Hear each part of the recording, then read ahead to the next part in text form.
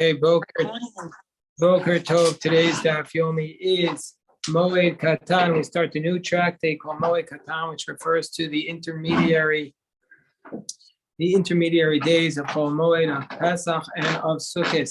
So, what do we say about this? The intermediary days, the Moed Katan Beis Amud Aleph. So says the Gemara, Mashkin Beis Hashlachim B'Moed.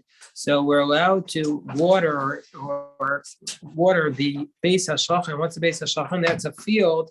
Rashi, the printed Rashi, which scholars say is not really actually Rashi. It's a different ancient Rishon, probably maybe prior to Rashi from the 11th century. So this printed Rashi, we'll refer to him as Rashi. Rashi says that generally speaking, you're not allowed to do work on Chol Moed Midioraisa, according to Gemara and Chagiga, that says that you're not allowed to do work, biblically speaking, on Chol Moed. But the rabbis, the matter was given over to the rabbis. The matter was given over to the Chachamim to tell us which work we're allowed to do and which we're not. And so therefore, the rabbis established that we are allowed to do something that like irrigating a Beis Hashlachim. What's a Beis Hashlachim? Beis Hashlachim is a field that's on a mountain that if you don't water it, it's going to have a tremendous loss. You're going to have a loss of money because the field is going to get ruined. And also it's not a big deal to water it. It's not a lot of work. And so therefore the rabbis allowed you to water that field on Chol Moed. Uba Shvius, and on the sabbatical year, the Gemara is going to talk about why. Whether it's from a new spring, or whether it's from an old spring. Problem with a new spring is that the walls might collapse and then you'll have to put it back together. There'll be a lot of work. The rabbi still allowed you to do it. But you're not allowed to water this Beis Hashlachim from rainwater or from bucket water, because that's going to be considered. The Gemara is going to discuss why rainwater you can't do. But pail water is presumably, it's obvious that it's going to be a tircha yaser, it's going to be extra work. And so even though something is allowed because you're going to lose money, on Chol Moed you're allowed to do it, but if it's going to be extra work, you're not going to be allowed to do it. Ve'ein osian ugios ligfanim, and we also are not allowed to make ugios ligfanim. This would be little ditches that they would make around the grapevines to help it grow better. And Elazar ben Azariah says, ein osin es ha'ama, you don't make an initial irrigation canal on Chol Moed uva Shvius. You know how to do it initially speaking, Rabbi Elazar ben Azariah says, and the Gemara is going to discuss his reasoning as well. But presumably because it's going to be, it's extra work, and so for that reason, since it's going to be a tircha yisera, since it's going to be extra work, you're not going to be allowed to do it. That's what Rabbi Elazar ben Azariah says. The Chachamim say that you're allowed to do it. The Chachamim allow you to do it because they said it's not. The reason is, it doesn't say why. It doesn't say explicitly in the Mishnah, so Gemara will take that up. Chachamim omer osin es ha'ama b'tchila b'shvius in the sabbatical year. He said there's no prohibition to do it in the sabbatical year. Metakninan es hamelkokolos b'moed. If there are metakninan es hamelkokolos, if there were channels of water which got ruined, there was earth that fell into them, you're allowed to fix them on Chol Moed. Metakninan. So you're allowed to fix the kokolos b'moed. Metakninan es kokoli amayim shebershus harabim. And also they used to do wells and pits and cisterns in the public domain to preserve the water. That you're also allowed to fix. So you could filter out the garbage that's in there. And you could fix the roads. The drachim usually are the intercity roads that went from one road to another. You're allowed to fix that on Chol Moed. And also the esarachovos, and also the streets, the city streets. So now this is really getting us into a second reason why you're allowed to do things at Chol Moed. We said one reason is because if you're going to lose money, you're going to have a loss of money. Not that you're going to lose the ability to game, but you're going to have a loss of money. And the second reason is because if it's sorach rabim, if it's a communal need, you're going to be allowed to do that on Chol Moed. And also, not only the Rechovos, that's mikvos hamayim, the mikvah of water. The osin kol tzarchei harabim. You're allowed to do also all the needs of the public. Umitzayanin esakvaros, and you're allowed to mark the graves. What's the reason why you're allowed to mark the graves? The reason why you're allowed to mark the graves is because if you don't mark the graves, then people become tamei, then they won't be able to celebrate the holiday properly. The yots in afal kolayim, and you go out for kolayim. What's kolayim? Kolayim is a prohibition to plant together two different grains, or there's 5 types of kolayim that are listed, and one is to plow with 2 different animals, and wool and linen, and one is a grapevine with a grain. And so we see that there's a prohibition. You can go out for the kolayim to uproot the kolayim. The court would go out to see who's growing the kolayim. Rashi's Tosfos here says mitzvah. Who it says it's a mitzvah to go out, like we stated in that, like we're going to state in the Gemara on Daf Daled Amud Aleph. So this is different. The other things you're allowed to do, but this you have to do. So says the Gemara, now that we've established that you could go out, since we said in our Mishnah that you're allowed to go out for a spring, to water the spring of a Beis HaShlachin, even though it might come to fall, and then you might get sucked into doing a Tircha Yisera, that we established that you're allowed to do that. So therefore, well, if it's a spring that will never fall, it's an old spring, we're not concerned it's going to fall. Do we really even need to say it? It's obvious. If you can go out for a new spring, for sure, you can go out for an old spring. So Gemara says, Itzrich. They said Itzrach, you need to do it. If we just said the first category of a spring that went out initially, then Havamina, I said in this case you're allowed to do it because for the Beis HaShlachin, yes, but not for the Beis HaBaal, because it's a new spring. You're even allowed to do it in the Beis HaShlachin, but not in the Beis HaBaal. What's a Beis HaBaal? A Beis HaBaal is a field that is primarily relying upon rainwater, a field in the valley. And so therefore, if you don't water it, there's 2 things about a Beis HaBaal. A, if you don't water it, it's not going to be a hefsem merubah. You're not going to have a davar of it. It's not going to lose money. It's not going to get ruined. And B, if you're going to try to bring rainwater to it, it's a lot of work. So this is what we're saying. If we just said that you can go out for the Ma'ayan Shiatza B'Tchila, you don't really need to say for the Beis HaShlachin. You could also go out with an old spring. But I might have thought if you just said that, Havamina Hachu the Beis HaShlachin and Beis HaBaal, I might have said, yeah, that you could do Beis HaShlachin and Beis HaBaal. No, because it might come to fall. But then I might have said Ma'ayan. But I might have said then that an old spring, it's not going to collapse. I might have said, oh, that could even go into a Beis HaBaal. So that's what I might have thought. So we see from here that our Mishnah is telling us doesn't matter if it's an old spring or a new spring. You could do it both in a Beis HaShlachin. You could do neither in a Beis HaBaal. In the Beis HaBaal, it's not a davar of it. You can't do anything, any work in it. My mashmadai Beis HaShlachin lishon the tzachusa here. How can we explain that the Beis HaShlachin is an expression of tzachusa? How do we know the Beis HaShlachin is an expression of something that's thirsty? Meaning to say it's a thirsty field that you need to water it. The tzachusa. Gemara says, I'll tell you how we know, because it says that it says, and you are tired or weary with Parshat Zachar. Meaning to say that the word mishalhi means tired, means that you're parched, that you need to drink. That's what it means. And the word, and Rashi tells us that hey in Aramaic can turn into the chet.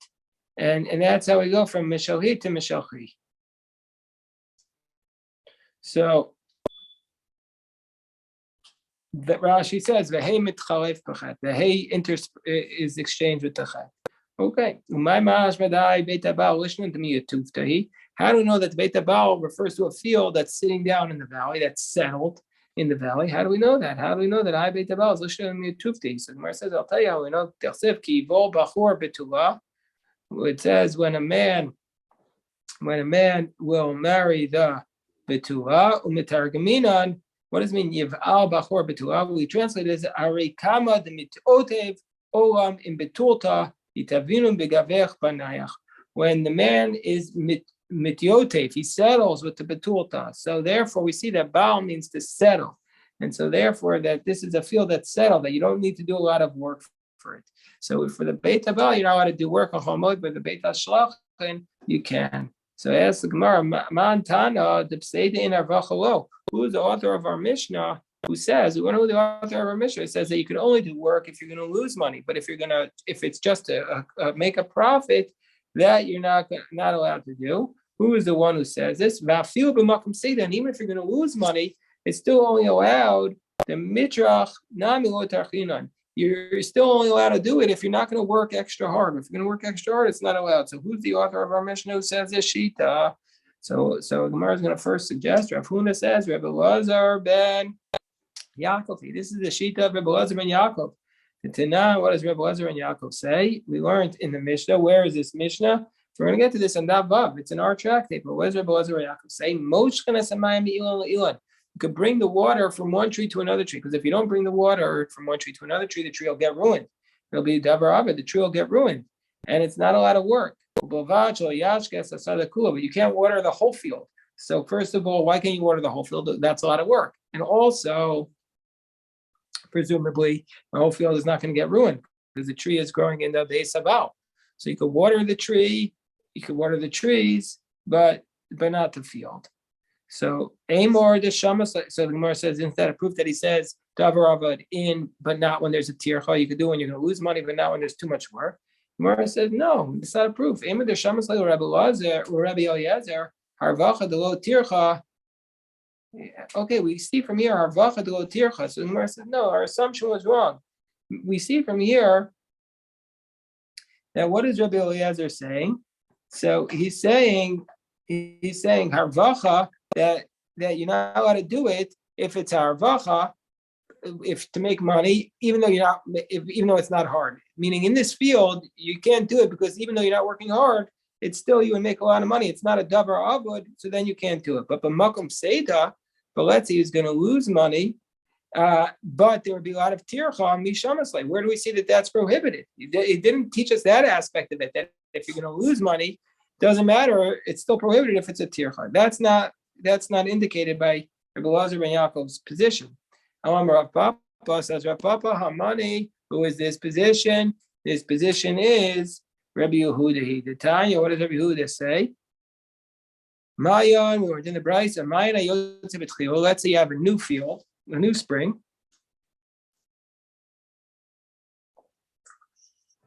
Let's say you have a new spring. Rameir says, guess what?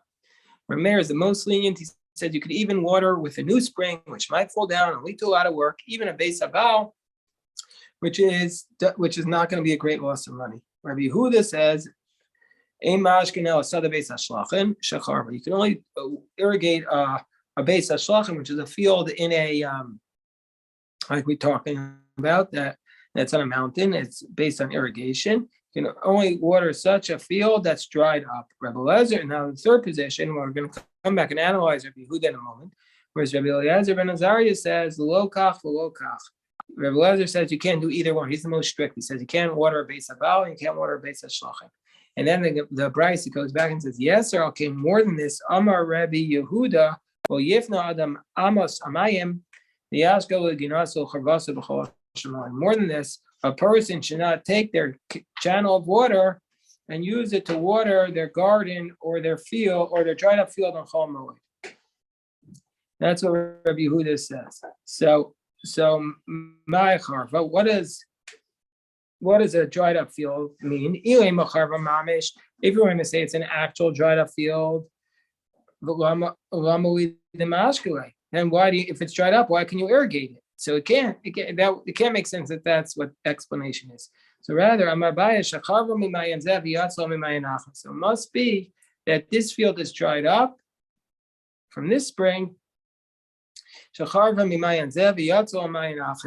And now this spring dried up, and now there's another spring. So let's see what Rashi says, or the printer Rashi. The typical spring is dried up. The kiman sheragilu l'shtot, since it typically is water from that spring, If you're not gonna water it now, you're gonna have a great loss. So we've established it's a davar avod.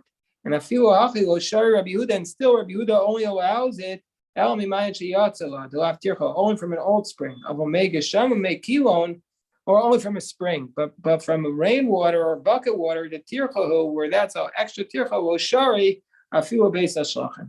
So basically, we see from here that Rabbi Yehuda only allows it because it's a field that's dried up that you're going to lose money. It's a davar of it, and number two, he only allows from spring water, not from rainwater or bucket water. And furthermore, says Rashi, Od Chazinan the Kama Rabbi Yehuda lo yifna mayim. He says you're not going to be yifna the mayim, which is something which is a tircha yisera, says Rashi. Lo shar Rabbi Yehuda tircha yisera.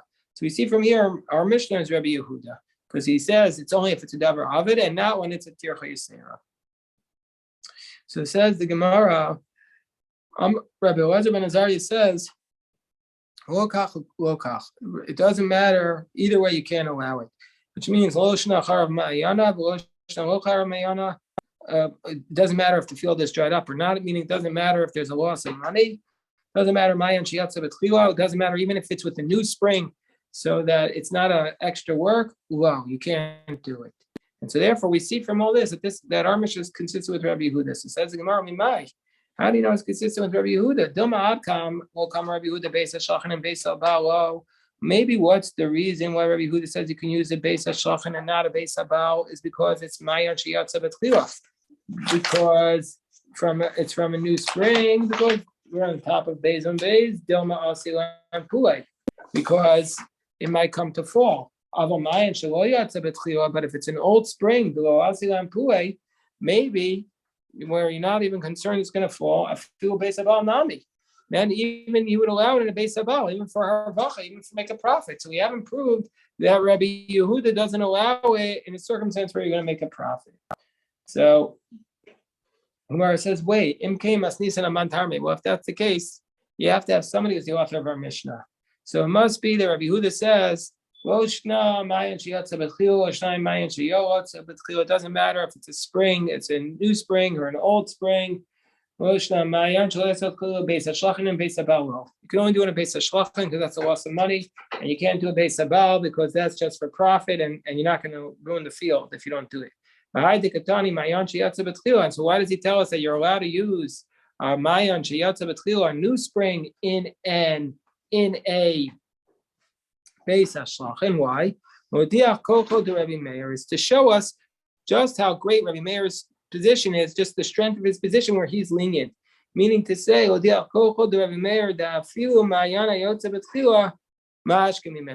that even if it is a mayan, even if it's a new spring, you could use it for irrigation. Rabbi Meir is allowing everything. He says even if it's for profit, and even if it's a new spring, which you might come to do extra hard work, he's still going to allow it. That's the strength of Rabbi Meir's position. So that's the only reason why he uses that as a point of reference. So now that the Gemara is established, the Gemara is going to take a little break, but really it's one thread which is going through the first 4 pages. We just have to take the big picture. But in the meantime, we're going to get a little bit distracted because the Gemara is going on a little tangent to talk about the Shabbos and the sabbatical year. So says the Gemara in Bahar, we learned that somebody who's weeding a field, somebody who's weeding a field, or he's watering the roots of the seeds on Shabbos. You have to give somebody hasra on Shabbos. You have to warn them and tell them they're in violation of the Shabbos. So what do you warn them? They're weeding and they're watering. What's the hasra for? Which one of the primary prohibited activities on Shabbos do you warn them? So Rabbah says Mishum Choresh. Rabbah says they're in violation of Choresh. You're plowing. And Rav Yossi says Mishum Zorei. Rav Yossi says you're seeding. You're sowing the ground. Amar Rabbah Kavasi Didi Mistab. Rabbah says my position is logical. Why? Why is my position logical? Ma darko shachoresh lo rapuye ara. Just what does a plow do? It weakens up the ground. It breaks the ground and weakens it up. Hanami merapuye ara. Here too, you're weeding and you're watering the ground. So you're weakening the ground so that the seeds will grow. Rav Yosef says no. Kavasi di mistaber. My position is logical. Why? Ma darka shozareh. What does it do if you sow? It's mukhe. You want the fruits to grow. Hachanami mitzameach pera. You're allowing the fruits to grow. You're allowing the fruits to grow. Hachanami mitzameach pera. You're allowing the fruits to go. So Amalei Abai or Rabba. Abai says to Rabba. Abai says to Rabba. Abai says to Rabba. Ledidach kasha. So Abai says to Rabba, according to you, who says that it's about plowing, it's difficult, and also Rav Yosef kasha. According to Rav Yosef, who says it's about planting, it's also difficult. Ledidach kasha. According to you, it's difficult. Mishum choresh and mishum zareh alone. According to you, it's difficult. You're saying it's only liable for plowing and not for planting. Of course, he's liable for both. Rav Yosef Kasha, Mishum Zarei, Mishum Choresh, it's only liable for Choresh, it's not liable for planting. And if you want to say, if you want to say, well, anytime you're in violation of two prohibitions, you're only going to be liable for the one that it's most similar to. Rav Kahana himself taught. And we had this Gemara already in Masechah Shabbos. We've been learning Masechah Seder Moed now for almost 2 years, and Rav Kahana taught in Shabbos. Zomer v'tzarach beitzim. Now, let's say you are zomer. Let's say you're pruning your tree, and you're doing it because you need the wood. Chayiv shtayim. You're going to be liable for two. What are you going to be liable? Achas mishum noteah. You're going to be liable for planting. Because when you prune the tree, you let it grow better. Achas mishum kotzer. You're going to be liable for harvesting. When you cut something down, you let it harvest better. So the Gemara says, indeed, Kashi, indeed, this is indeed difficult. So it's a difficulty against this answer of Rabbah and Rav Yosef, because he should be liable for both. But anyway, Rabbah turns around and asks the question to Rav Yosef. Rabbah or Rav Yosef? So Rabbah has a question. Rav Yosef has Rav Yosef or Rabbah. Rav Yosef has a question on Rabbah. Amenachesh, we have a statement. We have this Tosefta from Maseches Klayim that what it states, Hamenachesh, that one who weeds, Ramachape, one who covers over the seeds with earth, with Klayim. If you do this and there's Klayim, well, okay, what's Klayim? Klayim is this mixture of seeds that you're not allowed to plant together. So if you do this and there's Klayim, you get lashes. So these two seeds, two different types of seeds together, you get lashes. So Rabbi Akiva says, Af Amakayim. Rabbi Akiva says, also, even if you just allow them to remain there, you get lashes. We're talking about what's the when does the prohibition of Kalayim kick in? It states in the verse in Leviticus, Tizra Kalayim, that you're not allowed to plant Kalayim. So if you are Menachesh, you want to grow better, or Machapa, you want to grow better, you're going to be in violation of that prohibition. Bishlam, what he did, it makes sense according to me, says Rav Yosef, remember Rav Yosef said to Menachesh Vamashke that what are you in violation of? You're in violation of Zorah. He says it makes sense to me because I say if you're Menachesh, you're in violation of sowing. Well, that's the case. That makes sense. Why you could be in violation of Klayim. I say that if you're a Menachesh, if you're weed, you're in violation of sowing. Well, that makes sense. I know that Sira is Zriya B'Klayim because that's why it's prohibited because there's Zriya B'Klayim. Because you're not allowed to sow, and that's why you could be in violation of koyim because you sow the grains. But according to you, who says you're in violation of menachesh, you Rabbi, you say you're in violation of menachesh of weeding. It can't be. It doesn't make any sense because you're in violation of plowing. It doesn't make sense. Mishum choresh charisha b'koyim miyasira. There's no charisha b'koyim. There's no plowing. That's a prohibition by Klayim because you haven't planted anything yet, and you can't be even if you did with the intent to plant Klayim, that's not going to be a violation. Certainly not that you get lashes for. So Amarle, so Rabbi says no. It says you're in violation. You're not in violation for the sowing. You're in violation. It's not for Tizra Klayim. It's for allowing the Klayim to exist. Mishum Mikayim, just for allowing the Klayim to exist. But how could it be? Rabbi Akiva says. It says in the concluding clause of that brisa, or the Tosefta, Rabbi Akiva says, "Afa Mekayim," that you're not only liable for plowing or for sowing, even for just keeping it around, you're going to be liable. Mikal the Tanakama lav mishum Mekayimhu. We see from here that the Tanakama, you're liable, according to the Tanakama, not for keeping it around, but only for sowing. So Gemara says, no, cool, Rabbi Akiva. The whole Tosefta is Rabbi Akiva.